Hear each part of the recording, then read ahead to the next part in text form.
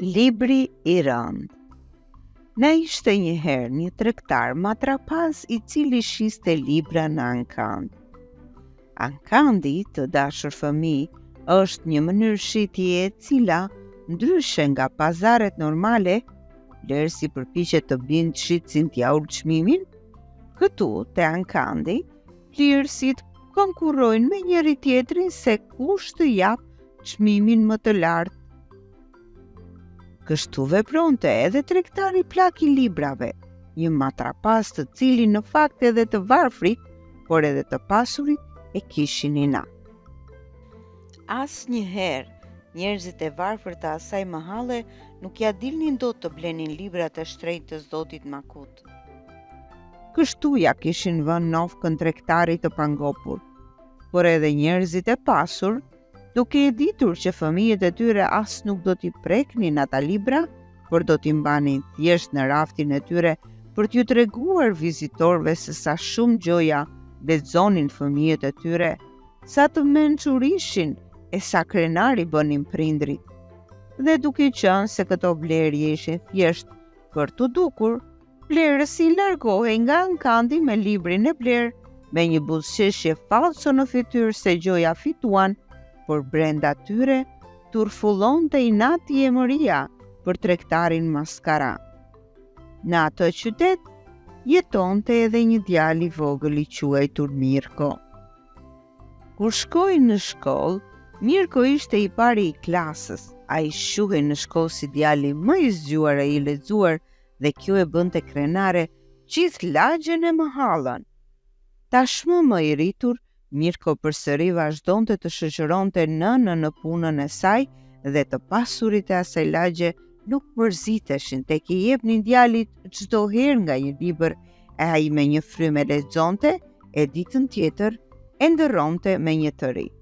Në një nga këto ditë, zoti Makut, tregtari i librave, i kërkoi nënës të shkonte dhe të pastronte bibliotekën e tij të madhe. Si zakonisht, ajo e mori Mirkon me vete.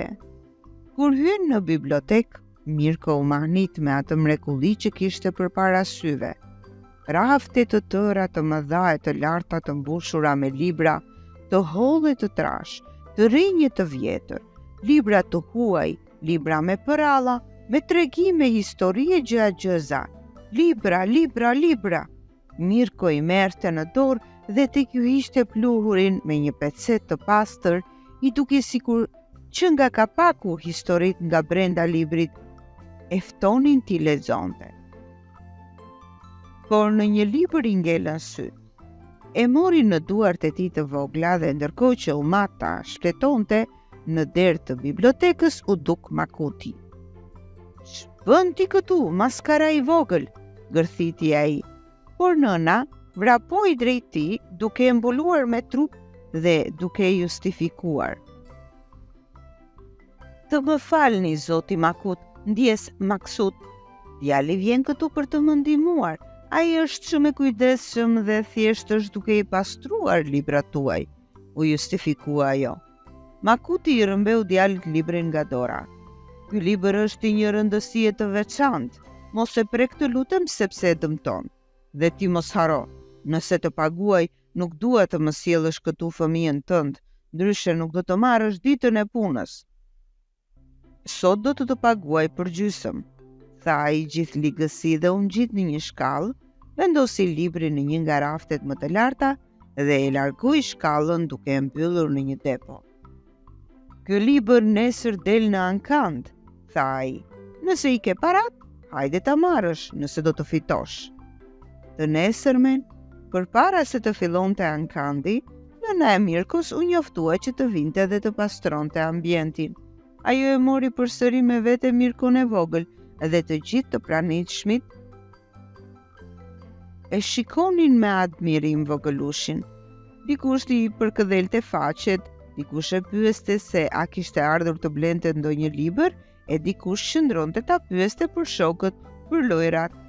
Mirkon e sjellshëm e njihnin dhe e donin të gjithë.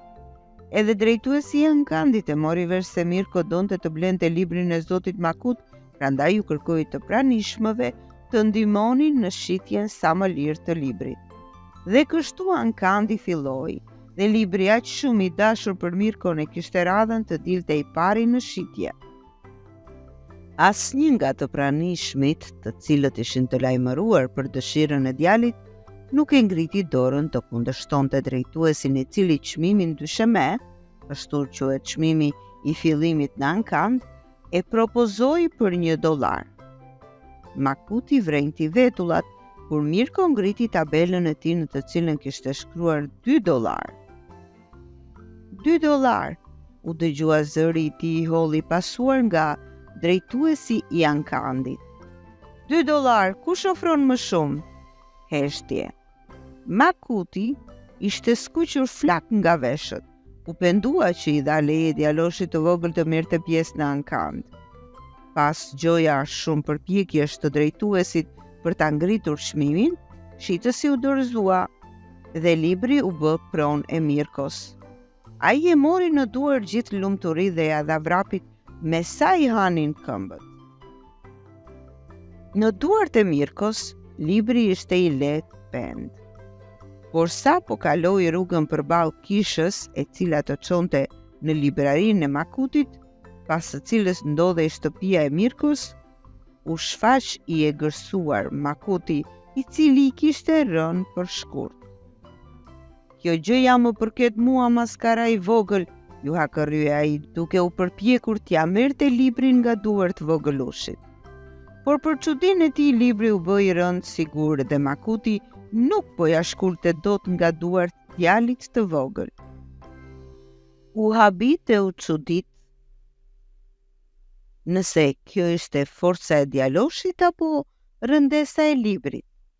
Lëshoje të thash, u lëriu ai dhe djali me dhimbje duke menduar se këtë debat e kishte të humbur, e lëshoi librin.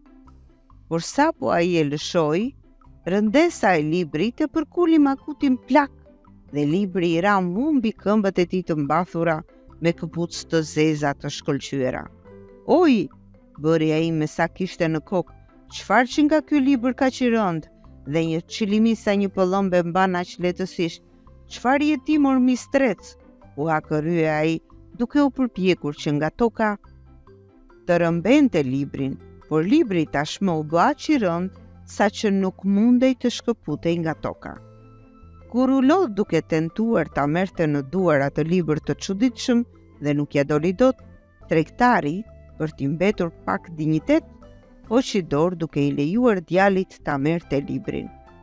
Por lehtësia me të cilin Mirko e ngriti librin e trembi tregtarin e shkret, dhe ai duke menduar se djali do të ishte ndonjë magjistar i vogël, u ngriti të merruar nga vendi ku ishte zgërlaqur në tentativë për të ngritur librin dhe ja mbathi me vrap duke parë pas vetes se mos dikush po e ndiqte. Djali mori librin e dashur dhe e mbështeti pas gjoksit, duke parë lart qiellin sikur të donte të thoshte: "Çfarë të ka dhuruar Zoti, nuk mund të ta marrin njerëzit." Që atë ditë, edhe pasanikët e asaj lagje nuk i lejuan më tregtarit mashtrues t'i shiste librat e tij, duke i gënjyer ata. Për një kohë të gjatë ata nuk blen më asnjë libër në Ankand, kështu që tregtari Makut filloi t'i shes me çmimet e një libri normal, kështu do të kishin mundësi të blenin edhe fëmijët e varfër të urritur për dije.